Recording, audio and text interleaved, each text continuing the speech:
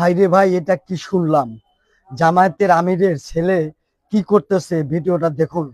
জামায়াত ইসলামীর আমিরের সাথে জঙ্গি সংশ্লিষ্টতার প্রমাণ পেয়েছে পুলিশ। এই অভিযোগে তাকে আটক করেছে কাউন্টার টেরোরিজম ইউনিট। নতুন জঙ্গি সংগঠনের ট্রেনিং ক্যাম্পে ছেলের মাধ্যমে টাকা সহ অন্যান্য সহায়তা পাঠান জামাত আমির ডাক্তার শফিকুর রহমান। তার ছেলে ডাক্তার রাফাত নতুন জঙ্গি সংগঠন জামাতুল আনসারের সিলেট অঞ্চলের নেতা। ডাক্তার শফিককে 7 দিনের রিমান্ডে পাঠিয়েছেন আদালত। গত 9 নভেম্বর জামাত আমিরের ছেলে ডাক্তার রাফাতকে গ্রেফতার করে পুলিশের কাউন্টার টেরোরিজম ইউনিট। পুলিশ বলছে ডাক্তার রাফাত নতুন জঙ্গি সংগঠন জামাতুল আনসার ফিল হিন্দ আল শারকিয়ার সিলেট অঞ্চলের সমন্বয়ক। পাহাড়ি বিচ্ছিন্নতাবাদী গোষ্ঠী কুকি চীনের সাথে হাত মিলিয়ে বান্দরবানে ট্রেনিং ক্যাম্প গড়ে তুলেছে জামাতুল আনসার। জামাত আমিরের ছেলে ডাক্তার রাফাত আরও 11 সহযোগী নিয়ে সেখানে প্রশিক্ষণ নেয় বলে তথ্য পায় পুলিশ।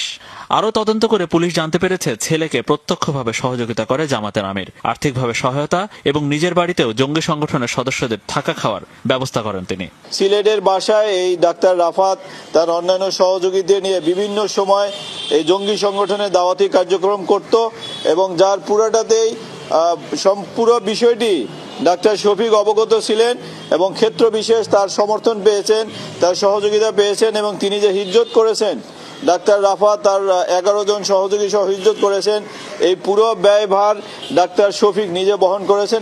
আমিরের ব্যক্তিগত যোগাযোগের পাশাপাশি সাংগঠনিকভাবেও জামাতের জঙ্গি সংশ্লিষ্টতা আছে কিনা সে বিষয়ে কথা বলে পুলিশ। আমরা তাদের ব্যাকগ্রাউন্ড অ্যানালাইসিস করে দেখেছি যে পূর্বে তারা শিবিরের রাজনীতির সাথে যুক্ত ছিল।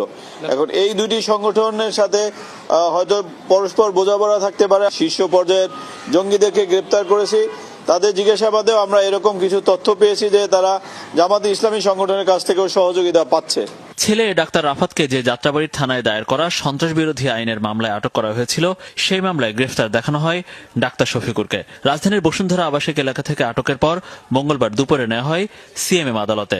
10 দিনের আবেদনের পর ডাক্তার শফিকুরকে 7 দিনের রিমান্ড মঞ্জুর করেন আদালত। মনিরুল ইসলাম, যমুনা নিউজ, ঢাকা।